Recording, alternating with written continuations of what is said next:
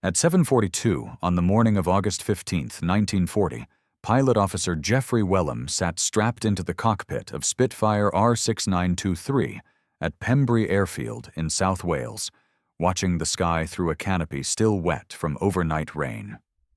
18 years old, 127 hours of total flight time, 0 confirmed kills. The Luftwaffe had 2,800 aircraft operating from bases in France, Belgium, Holland, and Norway. In the past 48 hours, they had launched the largest aerial assault in history. Wellum's commanding officer had questioned whether he was ready for combat operations. The other squadron pilots called him the baby. When he had reported to 92 Squadron 6 weeks earlier at Northolt Aerodrome, the engineering officer wanted to know if the Royal Air Force was recruiting from secondary schools now. Wellum explained he had completed his training. They posted him to operations before he had logged 100 hours in Spitfires. He spent the first month watching experienced pilots scramble while he remained on ground duties. The squadron had lost 3 pilots in that time. Wellum requested combat assignment.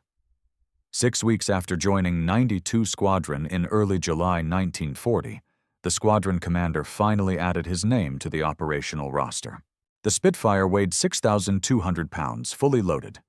The Rolls-Royce Merlin third engine produced 1,030 horsepower. The aircraft could reach 362 miles per hour at 19,000 feet and climb to operational altitude at 2,530 feet per minute. 8 Browning 303 machine guns were mounted in the wings, 4 in each wing. Each gun carried 300 rounds. Total ammunition load was 2,400 rounds. At the maximum rate of fire of 1,150 rounds per minute per gun, a pilot could empty all 8 guns in approximately 15 seconds of continuous firing. Wellum had fired his guns exactly 0 times at enemy aircraft. He had conducted practice firing over the Bristol Channel, learning how the Spitfire shuddered when all 8 guns fired simultaneously, how the aircraft slowed from the recoil, how smoke from the gun ports temporarily obscured forward vision. Practice firing at a towed drogue target was nothing like firing at an aircraft that was maneuvering violently and shooting back. Fighter Command had organized Britain's air defense into 4 groups covering different geographical sectors. Number 11 Group defended London and the southeast, the sector facing the shortest distance across the English Channel from German bases in France. Number 10 Group covered the southwest and Wales. Number 12 Group protected the Midlands and East Anglia. Number 13 Group defended the North and Scotland. The groups were subdivided into sectors, each sector controlling multiple airfields and several squadrons. The system relied on a network of radar stations along the coast that could detect incoming raids at distances up to 120 miles. The radar returns were plotted on maps at sector operations rooms, where controllers directed squadrons to intercept incoming formations. The system worked when everything functioned properly. When radar failed, or when German raids came in too low for radar detection, Fighter Command operated blind. Wellum's squadron had been scrambled at 7:38 that morning after radar detected a large raid approaching from the south. The controller's voice over the radio telephone had been calm and precise.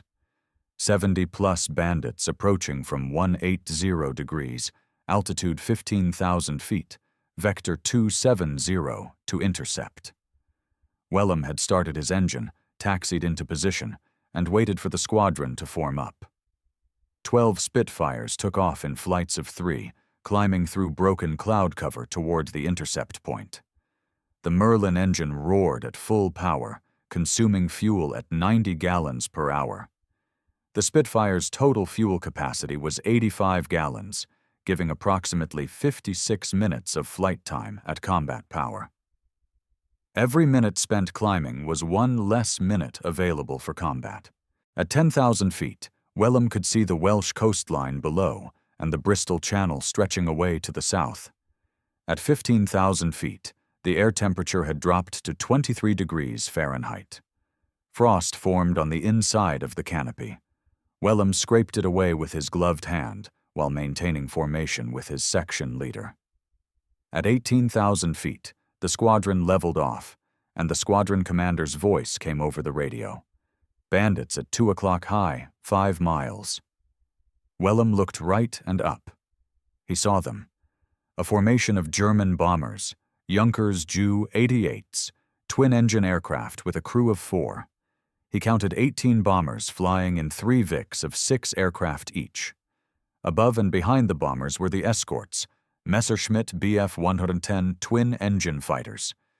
Wellum counted at least 12 Bf-110s weaving back and forth over the bomber formation.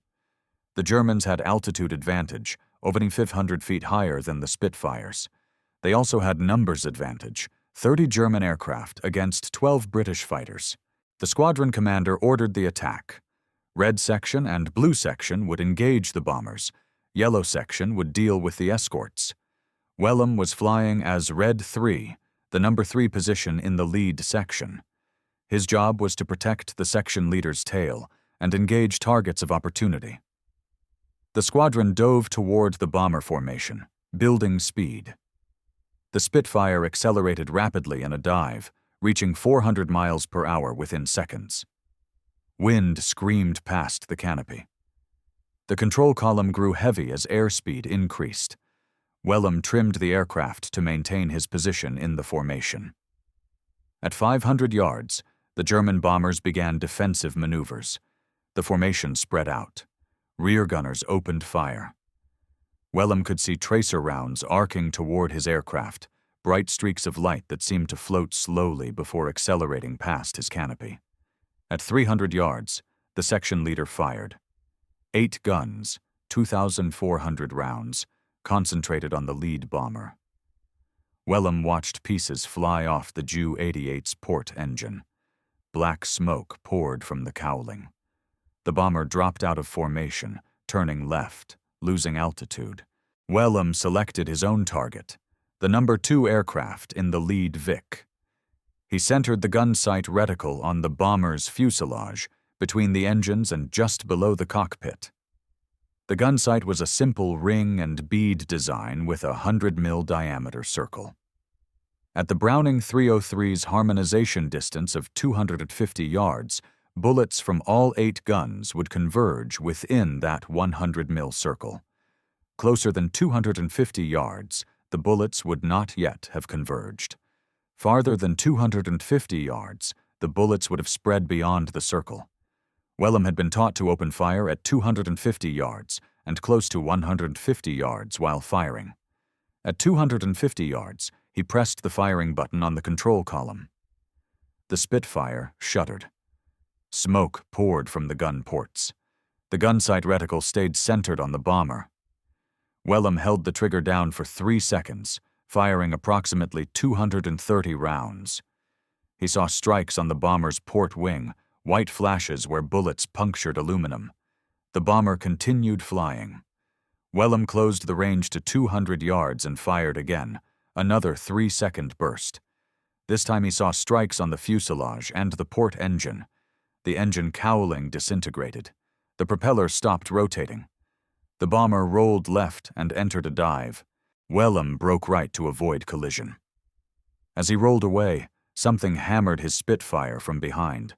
Multiple impacts, loud metallic bangs, the aircraft shuddering. Wellum looked back and saw a Bf-110 sitting 200 yards directly behind him, guns flashing. The German fighter was firing 20mm cannons and 7.92mm machine guns. The cannons fired explosive shells that could destroy a Spitfire with a single hit. Wellum threw the control column forward and left, diving and turning simultaneously. The Spitfire responded instantly, rolling 90 degrees and dropping the nose. The negative G forces lifted Wellum against his harness straps. Loose items in the cockpit floated upward. The engine coughed as the carburetor momentarily starved for fuel. The Bf-110 tried to follow, but could not match the Spitfire's roll rate. The German fighter was faster in a straight line, but less maneuverable in a turning fight. Wellum pulled back on the control column, reversing his dive into a climb. The G-forces pressed him into his seat. His vision narrowed, peripheral vision going gray as blood drained from his brain. He eased the G-loading slightly, allowing blood flow to recover. The Bf-110 had lost sight of him and was breaking away, heading back toward the bomber formation. Wellum checked his aircraft. The engine was running smoothly, oil pressure normal, coolant temperature normal. He looked over his shoulder at the tail section. He could see holes in the fuselage, daylight showing through torn aluminum. The rudder appeared intact. The elevators were responding to control inputs. He waggled the wings, checking aileron response. Everything worked. The Bf-110's bullets had hit non-critical areas. Wellum had survived his first engagement with enemy aircraft. He had fired his guns. He had been hit. He had not been killed. The entire encounter had lasted approximately 90 seconds. The sky around him was now empty. The German formation had continued westward. The Spitfire squadron had broken up during the engagement, individual aircraft scattered across 20 miles of sky. Wellum checked his fuel gauge. Half tanks, approximately 28 minutes of flight time remaining.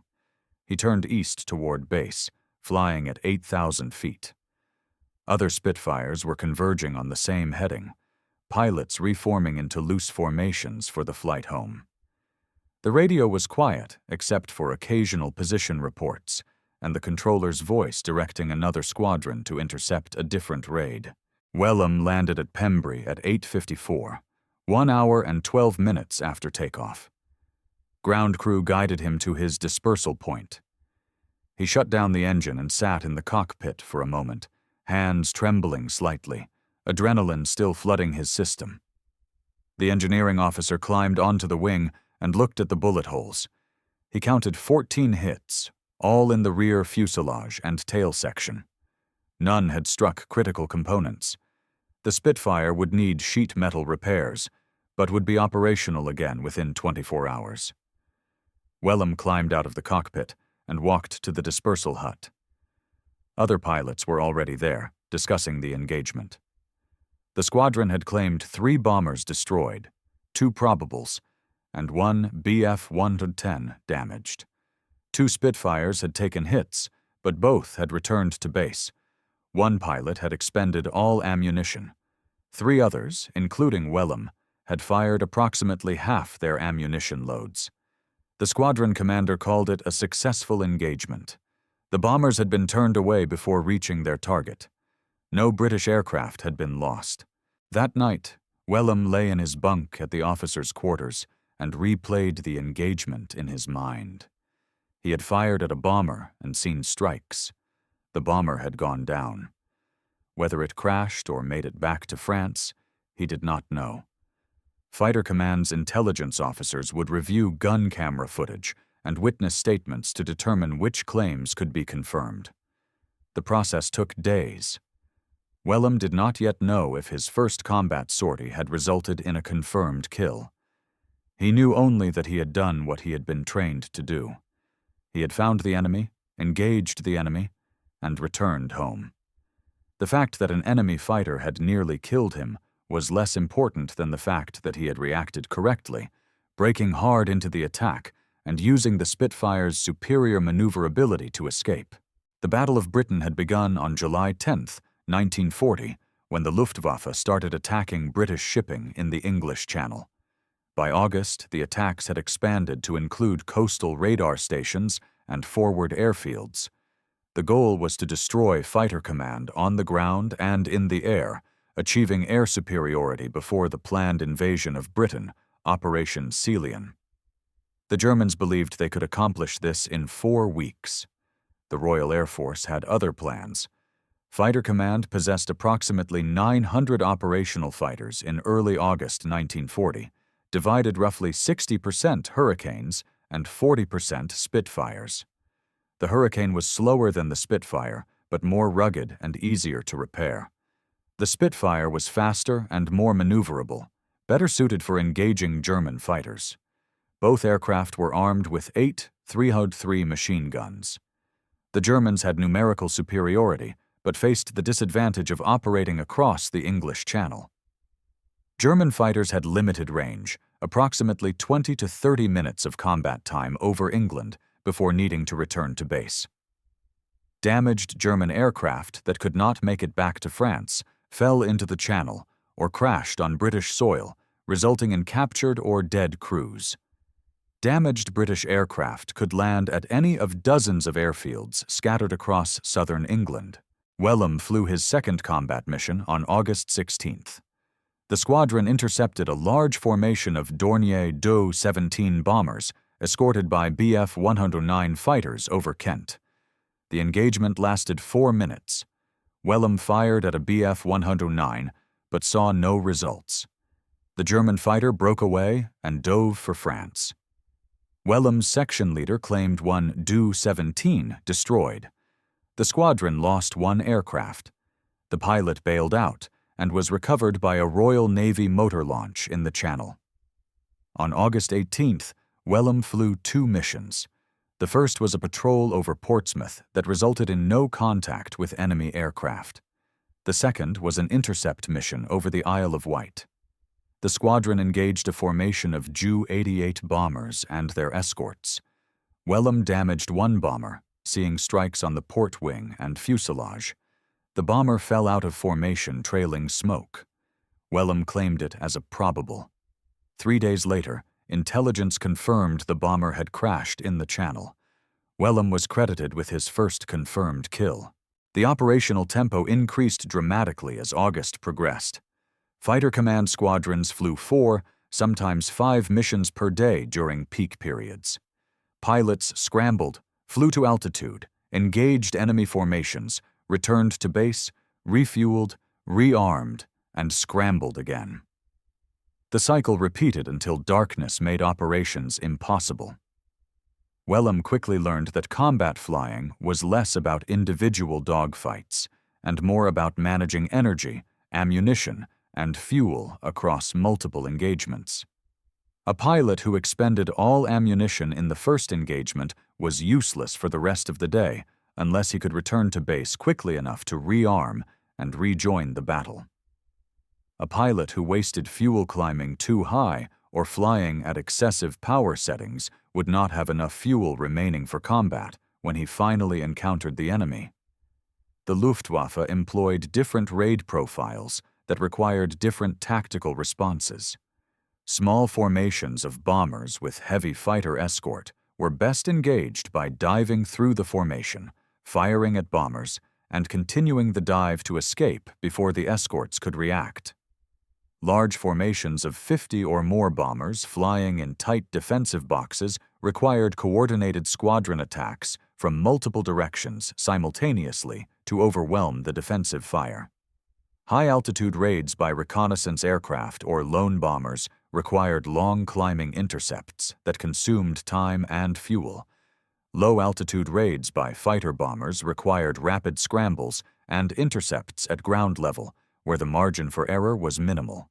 German fighter pilots employed tactics developed during the Spanish Civil War and refined in the early campaigns of World War II. They flew in loose pairs called Rotten, 2 aircraft separated by approximately 200 yards. One pilot acted as the leader, responsible for navigation and identifying targets.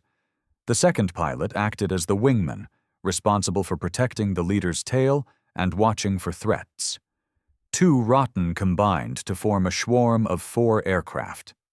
This formation gave German pilots excellent mutual support and situational awareness.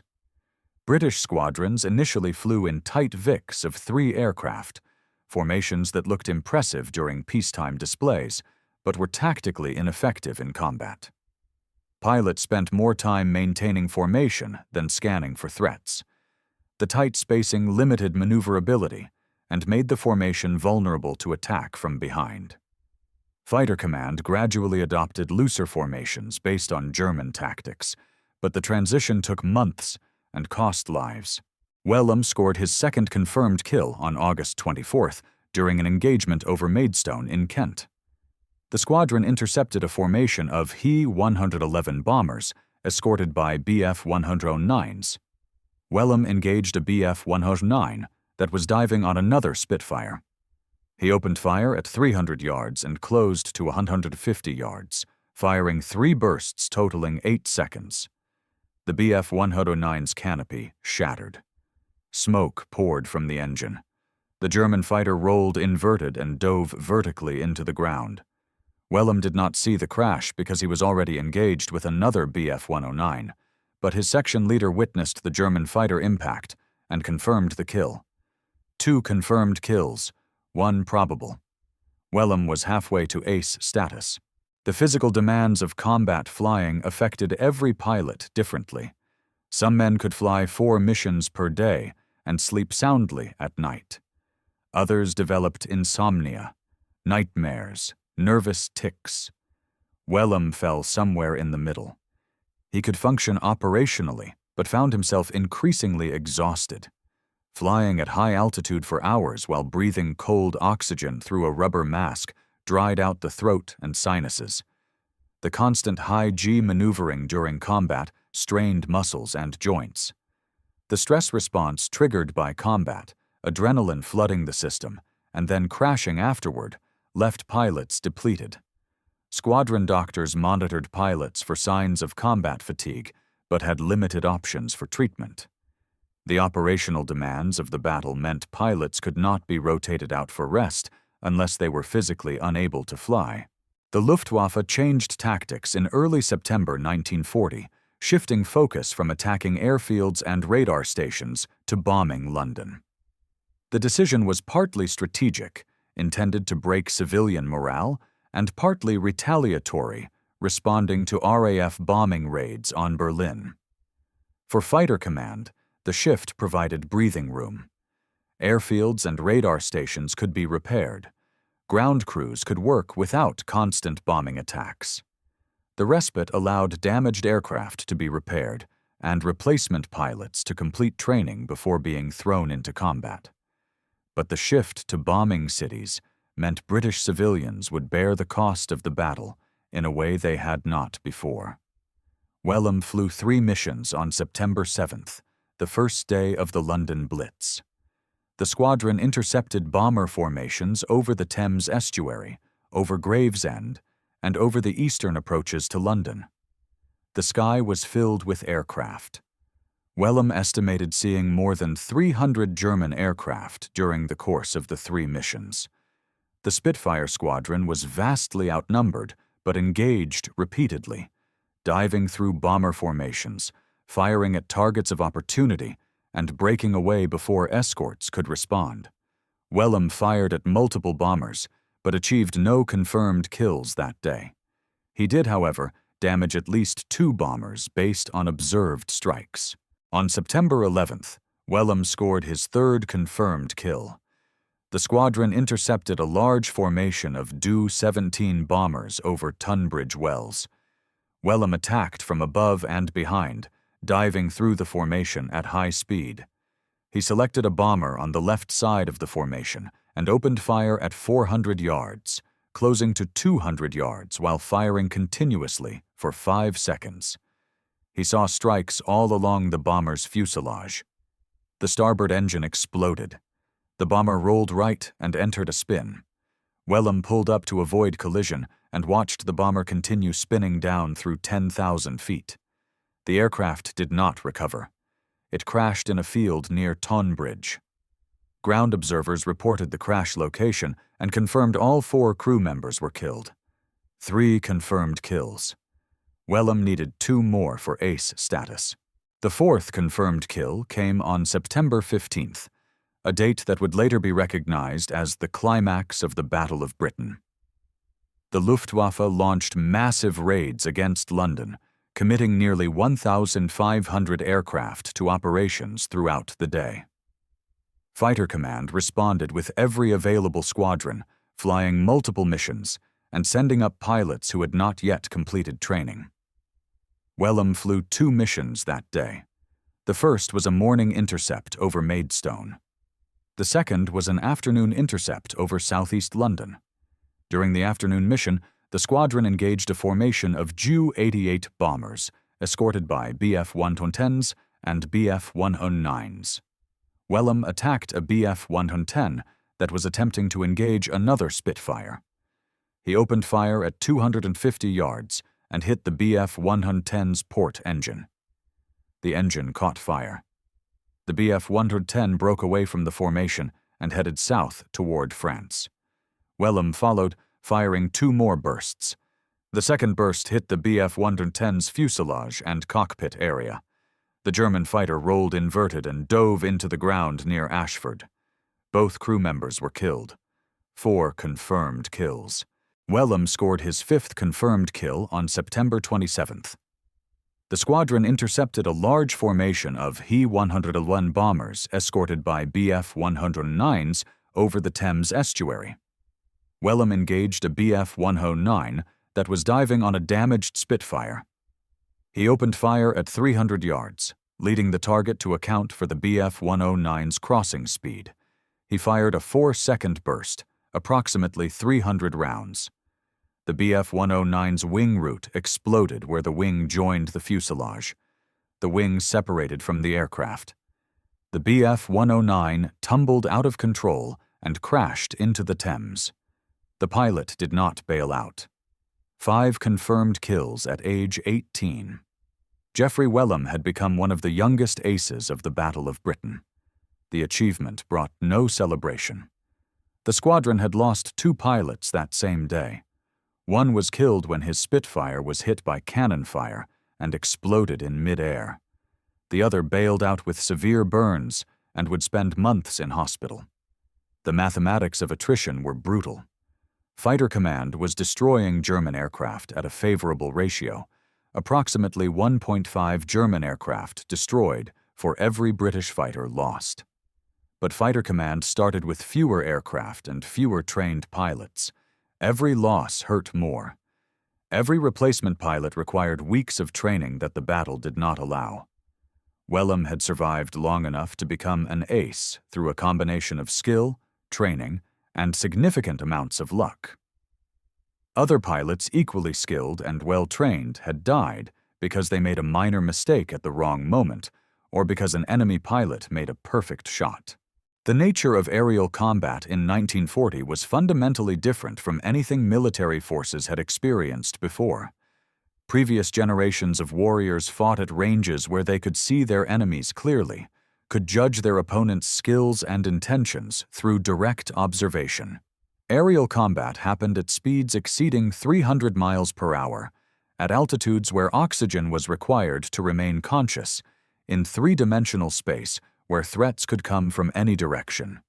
A pilot might be alive and uninjured at one moment and dead 3 seconds later, shot down by an enemy he never saw.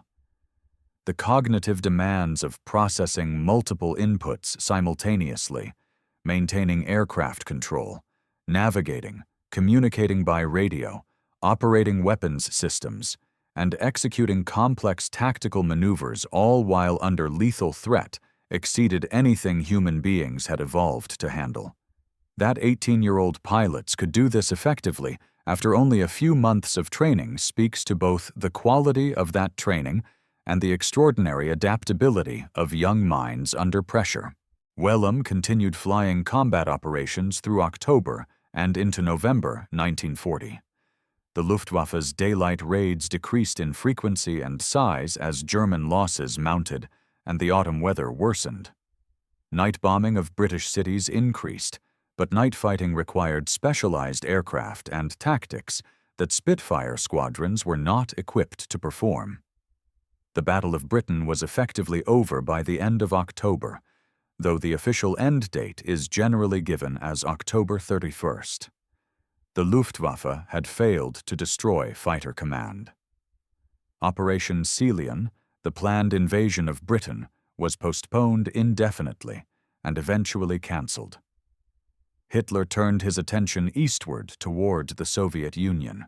Fighter Command transitioned from defensive operations to offensive operations, sending squadrons across the Channel to engage German forces over occupied France. These missions, called rhubarbs, when conducted by single aircraft or small formations, and circuses when coordinating fighter escort for bomber formations, sought to maintain pressure on German forces and tie down fighters that might otherwise be sent to other fronts.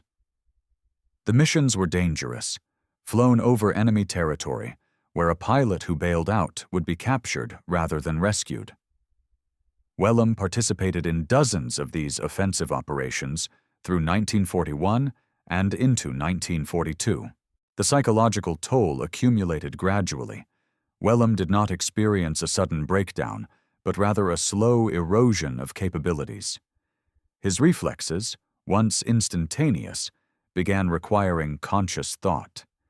His hands developed a slight tremor that made precise flying more difficult. He found himself unable to concentrate for extended periods. His sleep was disrupted by nightmares and anxiety. By mid-1942, after nearly 3 years of continuous combat operations, Wellum was showing clear signs of severe combat fatigue. The Royal Air Force, having learned hard lessons about pushing pilots beyond their limits, finally removed him from operational flying and assigned him to training and administrative duties. The decision likely saved his life. Wellum survived the war and lived until 2018, dying at age 96. He was one of the last surviving fighter pilots from the Battle of Britain. His memoir, First Light, published in 2002, provided one of the most detailed first-hand accounts of what combat flying during the battle was actually like. The book avoided the heroic mythology that had grown up around the battle and instead focused on the technical realities of flying and fighting in 1940. It described fear, exhaustion, confusion, and the arbitrary nature of survival in aerial combat. It also described the intense camaraderie that developed between pilots who understood what each other faced, and the profound grief that came with losing friends. The legacy of pilots like Geoffrey Wellum extends beyond their individual achievements. The youngest aces of the Battle of Britain demonstrated that age and experience, while valuable, were not absolute prerequisites for success in aerial combat. What mattered more was training, aptitude, adaptability, and the capacity to function effectively under extreme stress. These were qualities that could be identified and developed through proper selection and training programs. The lessons learned during the Battle of Britain influenced how air forces structured their training programs for the rest of World War II and into the modern era. The Spitfire that Wellum flew, like all Spitfire variants, continued evolving throughout the war. The Mark 1 that saw service in 1940 gave way to progressively more capable versions. The Mark V featured a more powerful Merlin 45 engine and improved armament options. The Mark IX, developed to counter the German Focke-Wulf FW-190, featured a 2-stage supercharged Merlin 61 engine that dramatically improved high-altitude performance. Later variants reached speeds exceeding 400 miles per hour and could operate effectively at altitudes above 40,000 feet. The basic airframe design proved so successful that Spitfires remained in frontline service with the Royal Air Force until 1954, one of the longest service careers of any World War II fighter aircraft. The Battle of Britain holds a unique place in British national memory and in the broader history of World War II. It was Britain's first major victory after a series of defeats and withdrawals in France, Norway, and elsewhere. It proved that Nazi Germany could be stopped and defeated. The battle validated the pre-war decisions to invest in radar technology, modern fighter aircraft, and an integrated air defense system. It demonstrated the value of fighting from interior lines with short supply chains and friendly territory below. Most importantly, it bought time. Time for Britain to rebuild its forces, time for the United States to begin providing material support, time for Hitler to make the catastrophic decision to invade the Soviet Union while still at war with Britain. The human cost of the battle was significant. Fighter Command lost 544 pilots killed and 422 wounded during the period from July to October 1940. The Luftwaffe lost approximately 2,600 aircrew killed or captured. British civilian casualties from German bombing during the same period exceeded 20,000 killed. These numbers, while substantial, were far lower than the casualties that would have resulted from a successful German invasion and occupation. The young pilots who held the line during those desperate months, many of them teenagers like Geoffrey Wellum, prevented a catastrophe. The story of how an 18-year-old became one of the youngest aces of the Battle of Britain is a story about the compression of human development under the pressure of existential conflict. Wellum went from schoolboy to combat pilot to ace in less than 1 year. His brain was still developing, his personality still forming, yet he was required to master complex machinery, execute sophisticated tactics, and make life-or-death decisions multiple times per day. That he succeeded is remarkable. That he survived long enough to write about his experiences decades later is perhaps more remarkable still. His story, and the stories of the other young aces who flew alongside him, remind us that warfare demands extraordinary things from ordinary people, and that those demands fall most heavily on the young who possess the physical capabilities and mental flexibility that combat requires, but who also bear the deepest psychological scars from experiences that no human being should have to endure at any age.